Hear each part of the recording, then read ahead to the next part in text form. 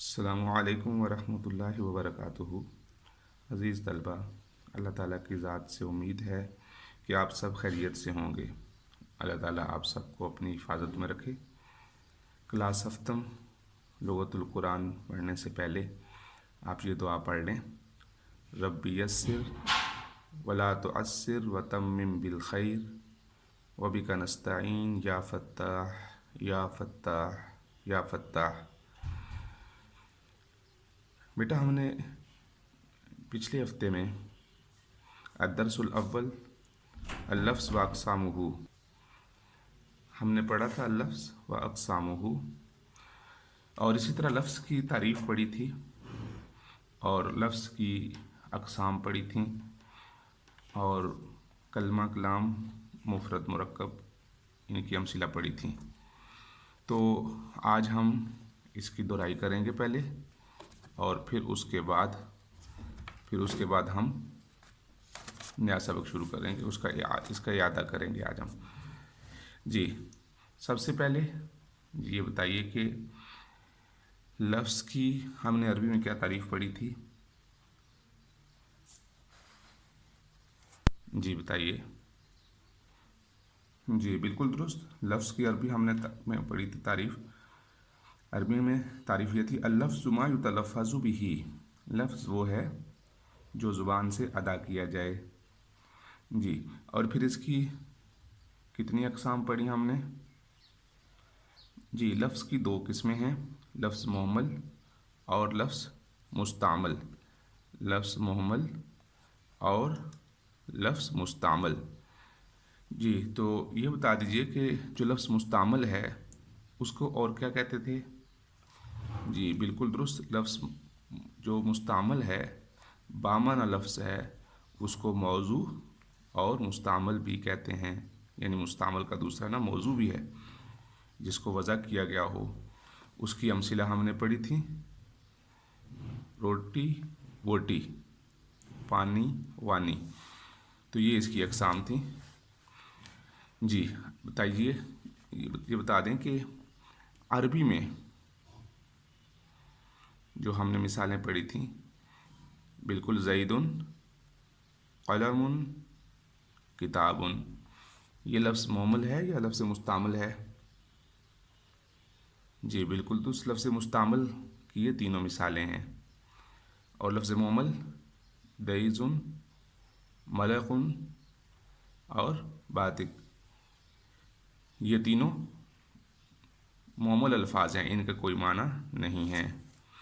جی، پھر اس کے بعد ہم نے اگلے صفحے پر اس کے بعد ہم نے کلمہ کی تعریف پڑھی، اور کلمہ کی تعریف کے بعد پھر ہم اس کی اقسام کی طرف چلے گئے تھے، اس کی اقسام پڑھی تھیں۔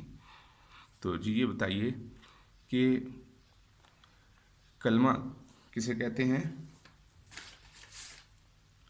جی بالکل درست، کلمہ وہ بامعنی لفظ ہے جس کے اکیلے معنی سمجھے جائیں، یعنی جس کو سمجھنے کے لیے کسی دوسرے لفظ کی ضرورت نہ پڑے۔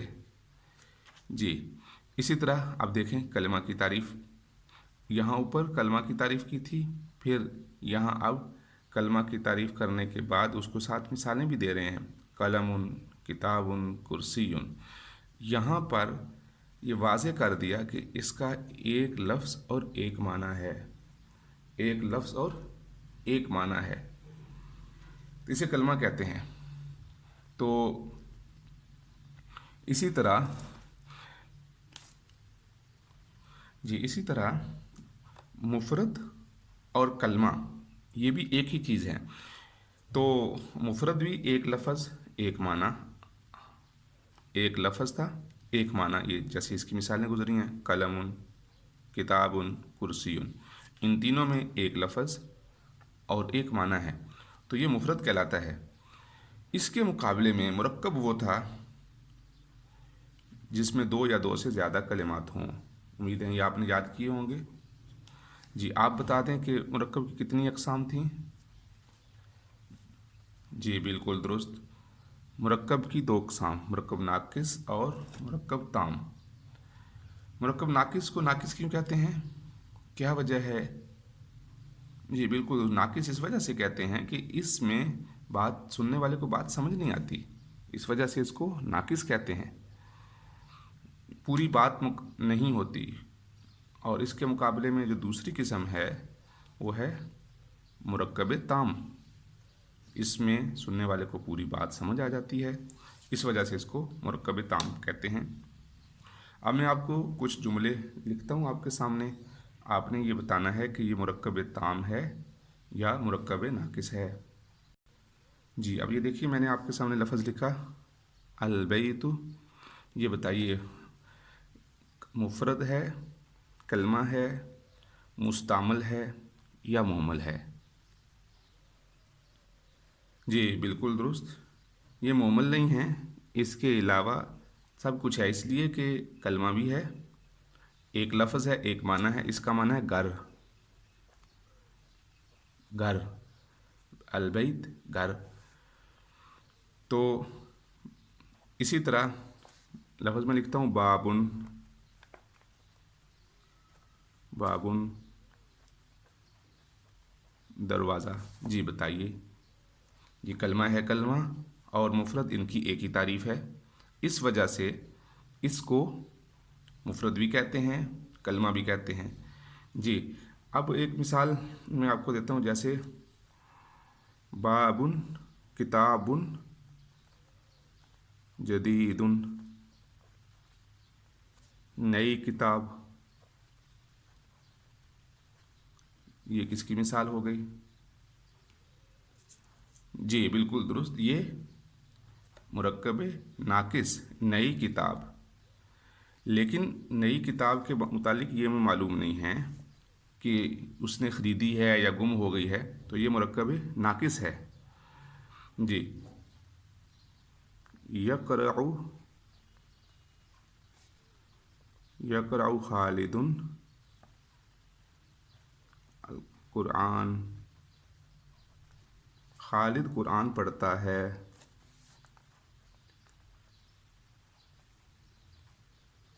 پڑھتا ہے، جی بتائیے یہ مرکب کیا کون سی قسم ہے؟ جی بالکل درست، مرکب تام ہے یہ، اس کے اندر بات مکمل طور پر سمجھ آ جاتی ہے سننے والے کو کہ خالد قرآن پڑھتا ہے، خالد پڑھنے والا بچہ ہے۔ جی اسی طرح مختلف جملے جو مکمل ہوں گے وہ مرکب تام کہلاتے ہیں، جیسے قرآن مجید میں آتا ہے مالک یوم الدین، مالک یوم الدین، یعنی اللہ قیامت کے دن کا مالک ہے۔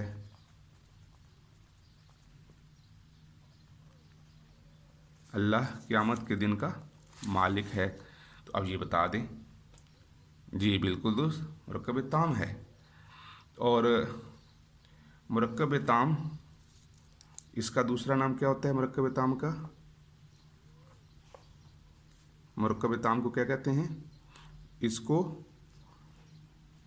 جملہ بھی کہتے ہیں اور کلام بھی کہتے ہیں، جملہ اور کلام بھی کہتے ہیں، یہ دوسرا نام ہے اس کا، جملہ اور کلام۔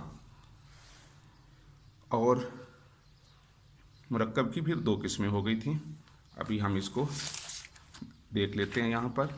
جیسے دیکھیے اس جدول میں بالکل واضح نظر آیا لفظ محمل، مستعمل، ابھی ہم نے پچھلے صفحے پہ پڑھا۔ پھر مستعمل کی، محمل کے ساتھ تو کوئی بحث نہیں ہوگی، پھر اس کی دو قسمیں تھیں، مفرد اور مرکب۔ پھر مرکب کی آگے بات اور اقسام چلتی ہیں، مرکب ناقص اور مرکب تام۔